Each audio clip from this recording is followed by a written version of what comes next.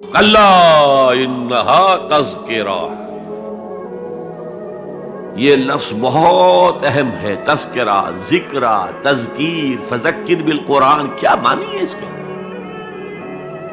یاد دہانی صحیح ترین ترجمہ ہے، یاد دہانی. ایک ہے کسی کو کچھ سکھانا، نئی بات سکھانا، ایک ہے یاد دہانی. اسے ایک چیز معلوم تھی، کوئی بھول گیا، یاد کرانا.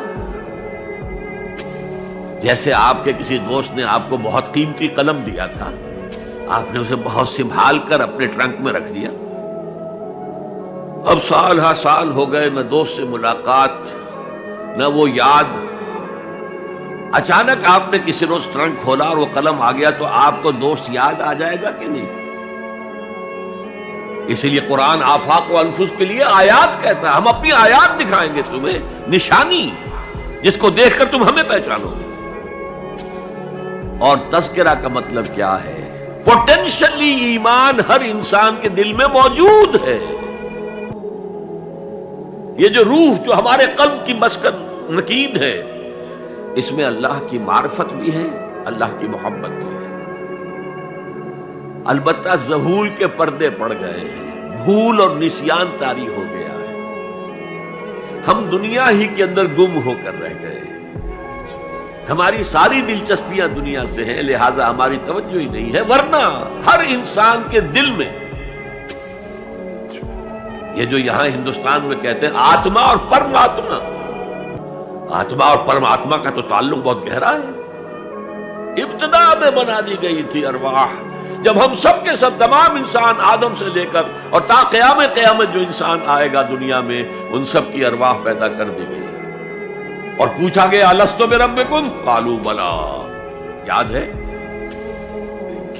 لہذا یہ تذکرہ ہے، یہ یاد دہانی ہے، تمہارے اندر موجود ہے. اللہ کی معرفت بھی موجود ہے، اللہ کی محبت بھی موجود ہے.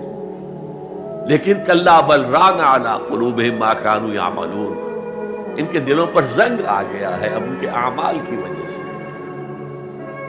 شیشہ جو ہے وہ زنگ آلود ہو گیا. حضور نے فرمایا ان هذه القلوب لتصدع كما يصدع الحديد اذا اصابه الماء، ان دلوں پر بھی زنگ آ جاتا ہے جیسے کہ لوہے کے اوپر پانی پڑتا رہے تو اس کو زنگ آ جاتا ہے.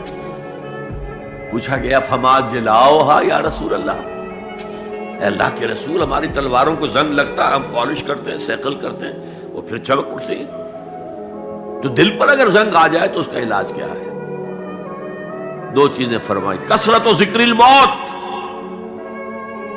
و تلاوت القرآن. دو کام کرو کثرت سے، موت کو یاد رکھو، یہاں رہنا نہیں ہے، جانا ہے. یہ ہمارا گھر نہیں ہے، یہ ہماری منزل نہیں ہے.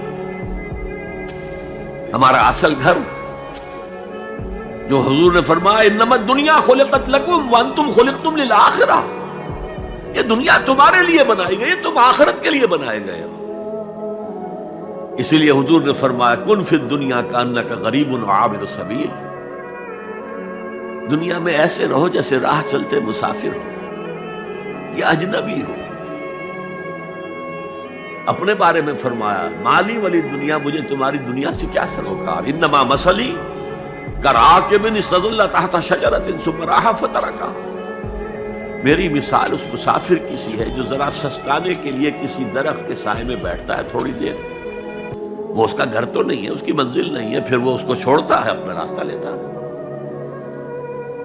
یہ اگر ہمارا تصور قائم ہو جائے، کلا انہا تذکرہ. اب اس کے بعد جو الفاظ آئے فی صحف مکرمۃ مرفوعۃ مطہرۃ بایدی سفرۃ کرام بررہ، یہ جو قرآن ہے، جو تذکرہ ہے، یہ بڑے ہی انتہائی پاکیزہ صحیفوں میں ہے.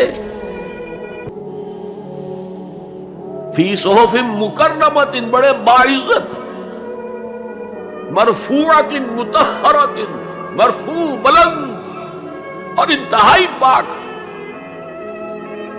بایدی سفرۃ، یہ کن کے ہاتھوں میں ہے؟